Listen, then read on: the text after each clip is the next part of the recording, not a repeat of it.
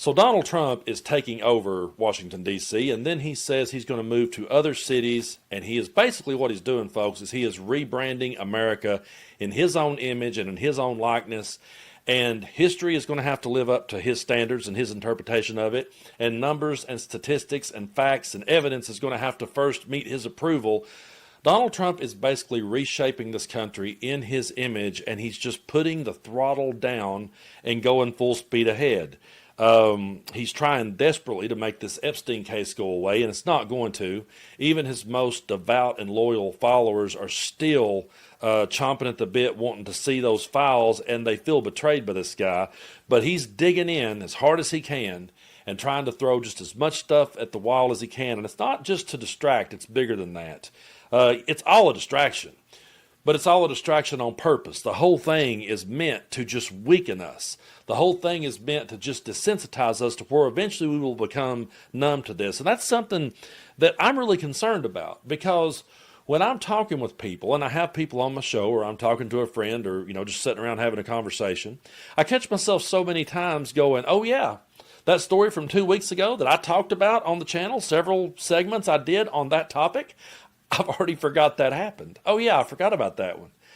And when I catch myself saying that, I go, damn, a lot has happened in these last 6 or 7 months, and if you go back, I was talking with Gloria Johnson yesterday, and we were talking about, Elon and Doge and how the year started off with him doing that. And honestly, we've got so deep in the weeds with everything going on now that I'd kind of forgot about that for a minute. So we just got to stay focused. We have to stay laser focused, especially as Trump just sits and spews lies and misinformation and bullshit out to the world. So when he talked about, taking over D.C. and putting the guard on the streets, he tried to paint this picture that Washington, D.C. was just the biggest crime zone in the world, the biggest threat we've ever had. And once he gets done, getting it settled, he'll move on to other cities.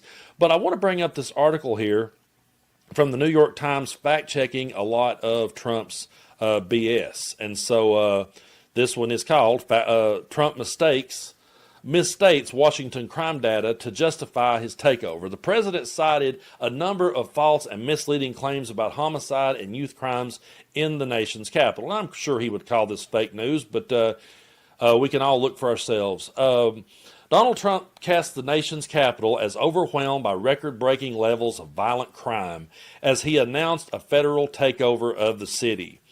On Monday, Mr. Trump and his newly confirmed federal prosecutor for Washington cited an array of inaccurate statistics about murders in the city and crimes committed by children. It was part of a broader bid by his administration to rail against crime in urban, larger liberal cities, often turning to exaggerated and inaccurate figures to portray soaring violence and lawlessness. Here's an assessment of some of their claims. So, Trump said in the conference on Monday, murders in 2023 reached the highest rate probably ever. Now notice how he said that, probably ever. He kind of gave himself an out there because he can always say, well, I said probably. But he said, they say 25 years, but they don't know what that means because it just goes back 25 years. That's false. There were 275 homicides in Washington in 2023 among a population of 679,000 people. A rate of 40.4 per 100,000 people. That was the highest rate in over 20 years, but not ever. Moreover, the homicide rate has since declined. The number of homicides declined by about a third in 2024 to 187, while the population grew to over 702,000 people, for a rate of 26.6 per 100,000. The recent trend of declining homicides appears to be holding, with 100 homicides as of August 12 compared to 112 at the same point last year. The 274 homicides in 2023 was the highest number since 1997, when the city reported 301 homicides, according to police data compiled by the FBI. And the rate was the highest since 2003, which had a rate of 44 per 100,000. So Trump is wrong to say that it is the highest rate ever, or that the data only extends to the early 2000s. Records dating back to the 1960s show that Washington homicide rate peaked in the 1990s at more than 80 per 100,000 in 1991. Something else he said during the conference was, look at the kind of numbers we have in D.C., 41 per 100,000. Number one that we can find anywhere in the world. Other cities are pretty bad, but they're not as bad as that. That's false. Trump held up a chart that first appeared on Fox News and was shared by VP J.D. Vance last week, purportedly comparing Washington's homicide rate to that of 8 other capitals. One, Lagos, Nigeria, is not a capital. But the chart cites outdated data and omits several capitals and many other cities with much higher rates. The chart cited a homicide rate of 41 per 100,000 for Washington, close to the city's rate for 2023. But again, the rate has declined to 26.6 per 100,000 in 2024. So Trump has a point that Washington's homicide rate is much higher than many capitals, but its rate is nowhere near the highest anywhere in the world. In 2023, according to data compiled by the, I can't pronounce that word, but it's Institute, Brazilian Institute, capitals with a higher homicide rate included Haiti with a rate of 67.2, Cape Town, South Africa with 66.8, Kingston, Jamaica with 64.2, Caracas, Venezuela with 47.9, and Guatemala City with 47.8.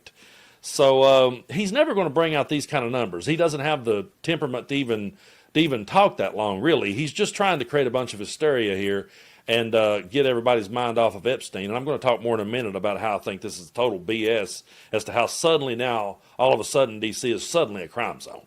But he also said juvenile offenders in crimes against persons, as they say, is getting worse. This is exaggerated. The total arrest of youths under 18 did increase from 21 to 23, but declined in 2024. Juvenile arrests, though, through the first 6 months of 2025 are slightly higher compared with the same time period last year, but arrests of youth still remain below the pre-pandemic levels and have significantly declined over the past 20 years. So another thing he said, these young gangs, as they're called, crews, they know that if they're 14, 15, 16, or 17, they're below the age of criminal responsibility unless they commit the crime of murder, rape, armed robbery, or burglary in the first degree. And this is actually Janine Pirro saying this, my bad. And that means if you shoot someone and they don't die, I don't even get the case as a prosecutor, and I understand I'm just a federal prosecutor. I'm the local DA, so I speak for D.C. But this is misleading. It is true that Ms. Pirro, who was nominated by Trump to her role and confirmed by the Senate this month, does not have the jurisdiction over most crimes committed by children 17 and under, but that does not mean arrested youth are not prosecuted at all. Rather, a local prosecutor handles those cases. Many youth are detained at a center criticized for violence and overcrowding, not simply engaged in ice cream socials and yoga. So, folks, Donald Trump is always going to try to spin this out of control, and if he was ever fact-checked like that, he would just scream fake news and move on. And that's also what he does when he gets job reports that he doesn't like. If he doesn't like those numbers, well, hey, we got to fire the head of the labor statistics, and we have to replace her with EJ and Tony, who guess where he's from, folks? He's from the Heritage Foundation. Yeah, he's part of Project 2025, and yeah, he's one of Steve Bannon's favorites. They believe that MAGA should have control of these numbers, and he even went so far as to float the idea of just not reporting the jobs report on a monthly basis. We just won't bring one out. Kind of like back during the pandemic when they said just stop testing for COVID and the rates will go down, the number of cases will go down. That's pretty much what they're trying to do here. He is truly trying to rebrand and reshape everything in his own image. But ain't it ironic that just back in June, he had his big birthday parade and he invited all of his followers to Washington, D.C. Just back then, just back in June.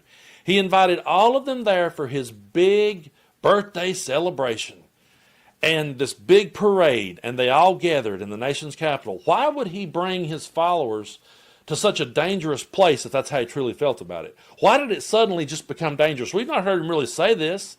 Not to this degree. He's not went to this level till just recently, along the same time that the Epstein case just will not go away. So it's pretty damn obvious to anyone that's got a brain and can look around and see what's happening. And when he doesn't like numbers, he just fires the person that brought them to him. and he replaces them with someone that Steve Bannon likes and a darling of the Heritage Foundation.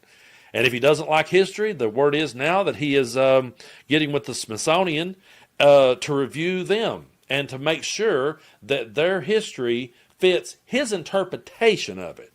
And I'm not going to bring this one up on the screen, but I just found this article to be disturbing from AP. It said the initiative aims to ensure alignment with the president's directive to celebrate American exceptionalism, remove divisive and partisan narratives, and restore confidence in our shared cultural institutions. And then the Smithsonian said that it remained committed to excellence and rigorous research, said we are reviewing the letter with this commitment in mind and will continue to collaborate constructively with the White House, Congress, and our governing board of regents. But folks, my question is, why does history suddenly have to fit Donald Trump's interpretation of it? It's not his interpretation of it, it's American history. And you got these people out here that loves to sit and talk about, remember the whole argument about the Confederate statues? Remember when they were having that one and they were saying, hey, we've got to put these statues of Nathan Bedford Forrest and Robert E. Lee out there so that people can learn their history. Because if you take down these statues, you're erasing history. And I got to just take a little pause here just for a second and go back and replay one of my favorite hits to play on these idiots. But they will say to us, and the minute someone says, the Democrats are the party of slavery, Democrats are the party of the KKK, I'm like, I immediately know that this person does not know their history, and that's just such a lame talking point that can be debunked so quick. Yes, the parties did switch, but the question to ask them is this. Okay, if the Democrats are the party of slavery and the Democrats are the party of the KKK, why do you want statues of Democratic slave owners? That's really the question that you need to ask these people. But they always talked about whenever we tried to remove statues of assholes and we tried to change the name of schools and airports and military bases to people that are actually decent instead of tyrants. Whenever we did that, we got accused of trying to erase history, and yet they come right out loud and tell you, hey, we're trying to find a form of history here that will fit Trump's interpretation of it, how he interprets it. The job numbers will be how he interprets it. Crime levels will be how he interprets it. And folks, this is straight up authoritarian. And yesterday I had Gloria Johnson on my podcast. I highly recommend that you go check out that episode. It's always great talking with Gloria. I got to hang out with her yesterday and have a really good conversation. She said something to me and she was spot on. She said, Brando, we have got to start defining these words when we say them, because people will always accuse us of being socialist, Marxist, communist, and all these things, and they can't define those words at all. They don't know the meaning. They also don't know the meaning of authoritarian. So when I say that word, it's like, okay, they just think that I'm calling them a racist, or I'm just using that word to disagree. But I'm going to bring the definition of authoritarian up on the screen so you can understand. There we go. So authoritarian is relating to or favoring blind submission to authority. Of relating to or favoring a concentration of power in a leader or an elite not constitutionally responsible to the people. So that is straight up Donald Trump. That's what he is. When I say authoritarian, by definition, that's what he is. When I use a word like fascism, I'm going to bring the definition up on the screen. You be the judge.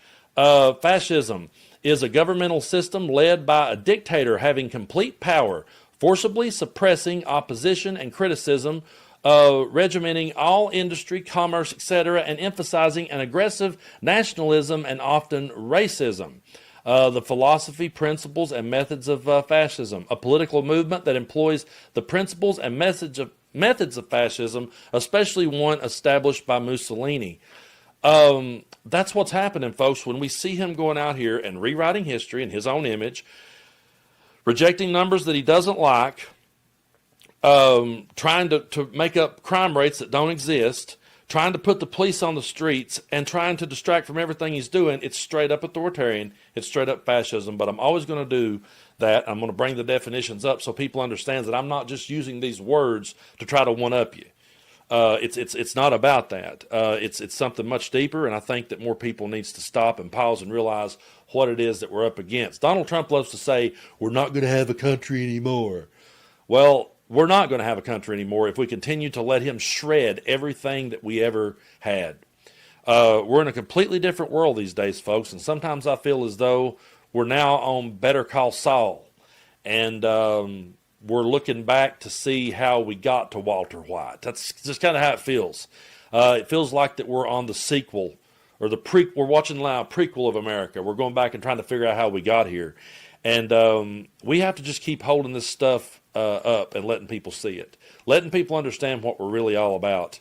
Because a lot of people just views us that we're bashing Trump. It's bigger than that. We're trying to raise awareness on what he is and what he's done to this country and how that his policies are truly going to affect and to hurt people.